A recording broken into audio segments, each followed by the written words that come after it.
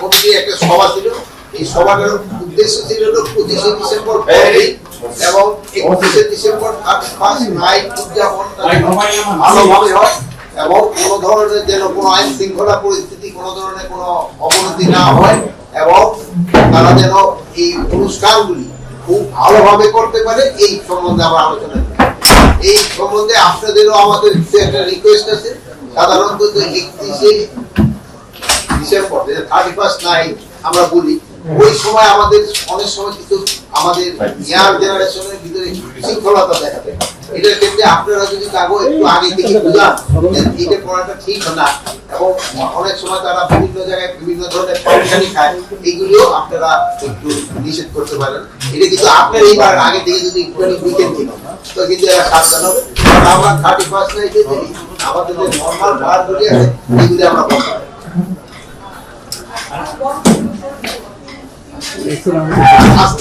16 ডিসেম্বরের মিটিংটা আমরা অনেক আগে করি।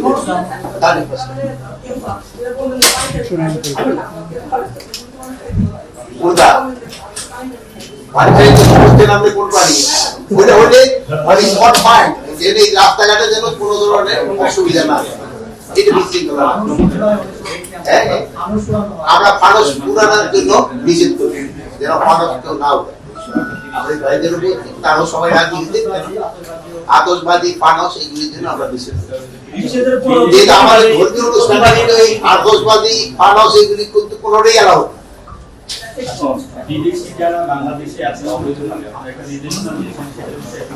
বিদেশি বিল। আজকে আমরা আপনারা দেখবেন যে পেপারে আমরা দিচ্ছি, আপনাদের কাছে অনুরোধ এই বিজ্ঞপ্তিটা যেন ভালোভাবে প্রকাশ করে। কোন বিদেশি অবৈধভাবে বাংলাদেশে থাকতে দেওয়া হবে না, কোন বিদেশিকে অবৈধভাবে বাংলাদেশে থাকতে দেওয়া হবে না।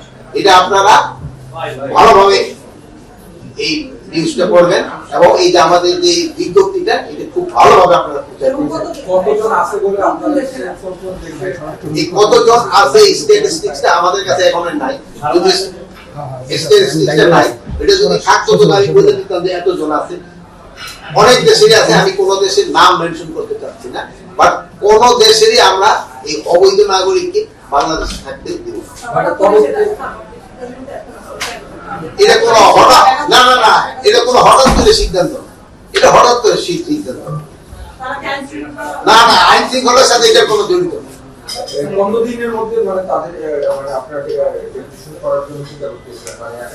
আমরা প্রথমে আগে লিস্টটা পাই, পেয়ে তারপর আবার আমরা 15 দিনের মধ্যে করবো। এটা আপনাদের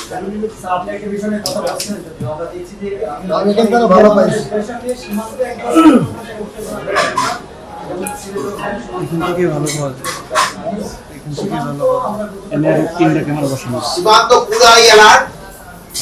ওরা শুধু সিলেটে নয়, বেনাপোল এবং অন্যান্য তারা কি করছে, এটার কিন্তু প্রতি উত্তর আপনারাই সবচেয়ে বেশি দিতে পারেন। আপনারা সত্যি খবরটা প্রকাশ করে দেন, ওদের যে মিথ্যা যে খবর প্রচার করে ওদের মুখে চুনকালি করে, আপনারাই কিন্তু সবচেয়ে বেশি ভালোভাবে পারেন এবং আমি আপনাদেরকে ধন্যবাদ দেই। আপনারা কিন্তু এটা প্রচারও করতেন, আপনারা এই জন্য আপনারা ধন্যবাদ পাওয়ার অভিযোগ, আপনারা সত্যি ঘটনাটা প্রচার করতেছেন। এটার প্রচারটা আরো একটু বাড়ায় দিলে সবচেয়ে ভালো হয়।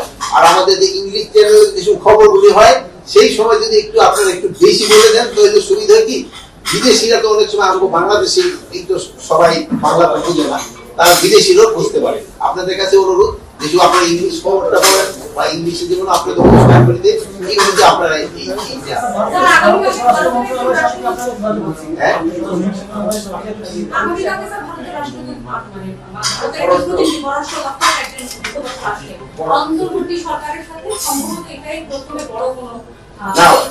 আমার মনে সজীব আসতেছে।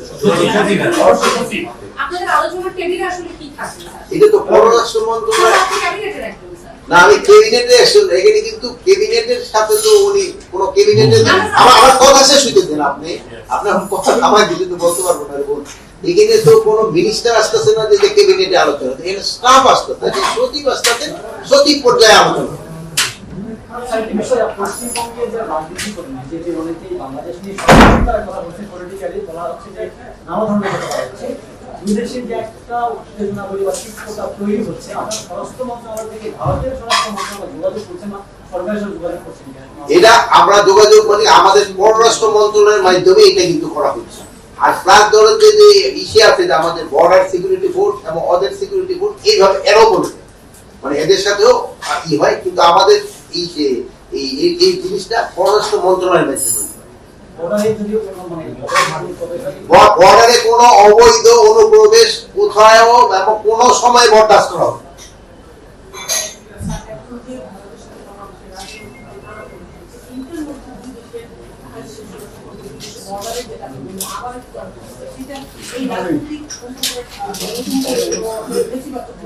না, এখানে কোনো নীতিবাচক মোড় দিবে না, কোন ধরনের নীতিবাচক মোড় না। আর বর্ডারে ওরকম কোনো বড় ধরনের কোনো কিছু ঘটে না। কিছুদিন আগে মানে গত পরশু মনে হয় আমাদের একটা, ওটা আপনার এই পেপারে লেখছেন, সেই গরু আনতে গেছিল, আপনাকে আমি প্রত্যেকটা পেপারে দেখলাম কিছু সংখ্যক গরু আমাদের দিকে ঢুকে গেছে, কিছু ওদিকে রয়ে গেছে। এছাড়াও কোনো ধরনের তো বর্ডার কোনো ইনসিডেন্ট হয় না, মানে আমাদের বর্ডারে এই পর্যন্ত তো আসেনি। আর হয় ওরা ওদিক দিয়ে ই করছে, কি জানি বলে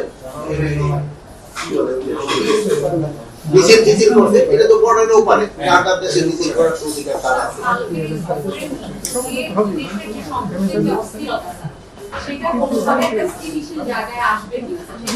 শোনেন না, শোনেন, আপনার সাথে যদি আমার বাসায় যে সময় আপনি আসতেছেন সেই সময় কিন্তু সম্পর্ক অটোমেটিক একটুখানি অন্যরকম, একটু ভালো হইতে থাকে, মানে এটাই তো স্বাভাবিক।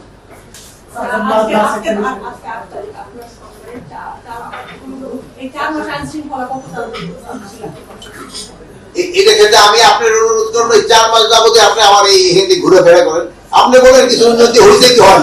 এখন আপনি যদি আপনারা খালি ডেইলি আমার একটু প্রশ্ন করেন, আমি আজকে আপনাদের প্রশ্ন করলাম 4 মাসে আগের, এই 4 মাসের আগের যে অবস্থা এর থেকে না না না না সচিবালয় না, আপনারা তো সব সচিবালয়ের খবর দেন না, তো আমরা তো পুরো দেশের খবর দেয়।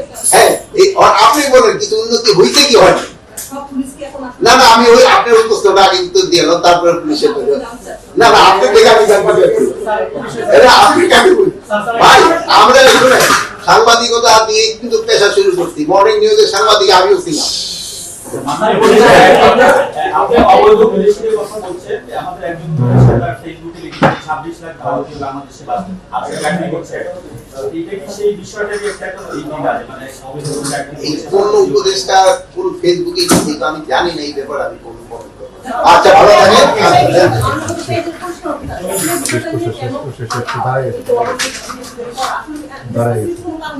না, কোনো স্পেসিফিক কারণ নেই।